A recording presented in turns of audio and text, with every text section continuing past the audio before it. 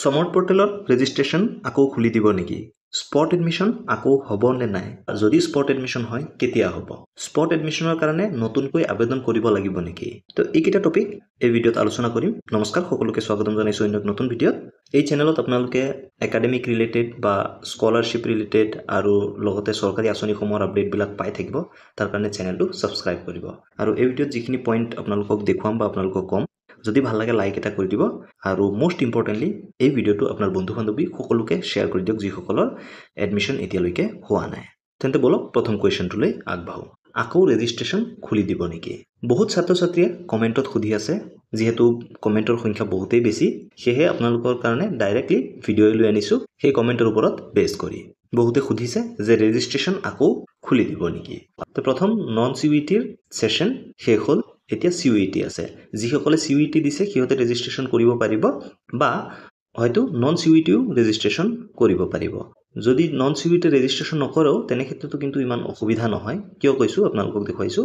ইয়াত আপোনালোকে চাব পাৰে 5 পৰা 13 জুলাইলৈকে সেই ৰেজিষ্ট্ৰেশ্যন অ'পেন কৰি দিব বা প্ৰগ্ৰাম চিলেকশ্যন অ'পেন কৰি দিব। তো হয়তো ইয়াত নন CUETও ৰেজিষ্ট্ৰেশ্যন কৰিব পাৰিব বা সিহঁতে কলেজত আবেদন কৰিব পাৰিব। বা যিসকলে নন CUET কোনো কলেজত এপ্লাই কৰিছিলে সিহঁতৰ যদি কলেজত চিট ফুল হৈ গৈছে তেনে ক্ষেত্ৰত হয়তো সেই এপ্লিকেশ্যন ডিলিট কৰি নতুনকৈ আবেদন কৰিব পাৰিব। এতিয়ালৈকে নটিচটো অহা নাই। নটিচটো আহিলে আমি চিয়'ৰকৈ আপোনালোকক কৈ দিব পাৰিম। কিন্তু মোৰ যিমানখিনি এক্সপিৰিয়েঞ্চ আছে এডমিশ্যনক গাইড কৰাক লৈ সেইটোৰ ওপৰত বেছ কৰিয়ে মই আপোনালোকক কৈছোঁ যে হয়তো আপোনালোকেও আবেদন কৰিব পাৰিব। তো এতিয়া ছেকেণ্ড পইণ্টলৈ আহোঁ যে স্পট এডমিশ্যন আকৌ হ'ব নে নাই। তো ইয়াৰ ওপৰত মই কওঁ যে স্পট এডমিশ্যন আকৌ হ'ব আৰু স্পট এডমিশ্যন প্ৰথমতে CUETৰ কাৰণে হ'ব 28 জুলাই তাৰিখে। যিসকলে CUET এক্সাম দিছে সিহঁতৰ কাৰণে হ'ব। আৰু যিসকল ছাত্ৰ ছাত্ৰীয়ে নন CUET হয় বা CUET UG এণ্ট্ৰেঞ্চ এক্সাম দিয়া নাই সিহঁতৰ কাৰণে এটা ফাইনেল স্পট এডমিশ্যন হ'ব। সেই ফাইনেল স্পট এডমিশ্যনত CUET ষ্টুডেণ্ট যিবিলাকে এডমিশ্যন পোৱা নাই আৰু নন CUET যিসকলে এডমিশ্যন পোৱা নাই সকলোৰে স্পট এডমিশ্যন 29 জুলাইৰ পৰা আৰম্ভ কৰি 31 জুলাইলৈকে হ'ব। আৰু এইটো আগৰ নটিচ। আৰু আপোনালোকক দেখুৱাওঁ যে য'ত 5 জুলাইৰ পৰা 13 জুলাইলৈকে ৰেজিষ্ট্ৰেশ্যন আৰু প্ৰগ্ৰাম চিলেকশ্যনৰ কথা আছিল, কিন্তু হয়তো চাগে কিবা কাৰণবশতঃ অকণমান দেৰি হ'ব পাৰে।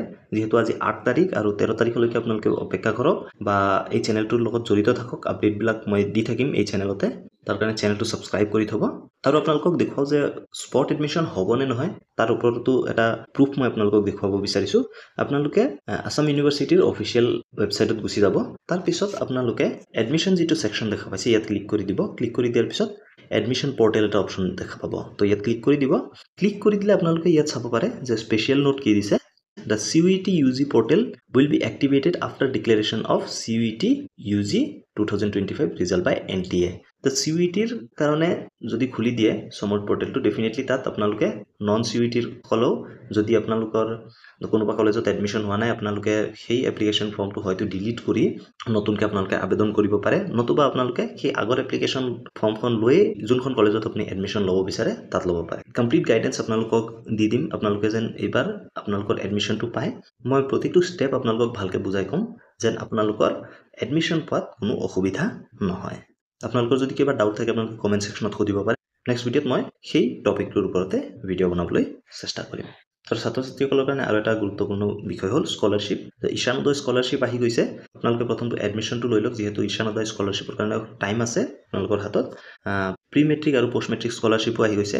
এডমিশ্যনটো হোৱাৰ পিছত আপোনালোকে এই স্কলাৰশ্বিপৰ কাৰণে আবেদন কৰিব পাৰিব। তো কেনেকৈ আবেদন কৰিব তাৰ কমপ্লিট গাইডেঞ্চ কিন্তু আপোনালোকক এই চেনেলত দিয়া হ'ব। তো এইটো ভিডিঅ'ত ইমানেই। ধন্যবাদ। জয় অসম।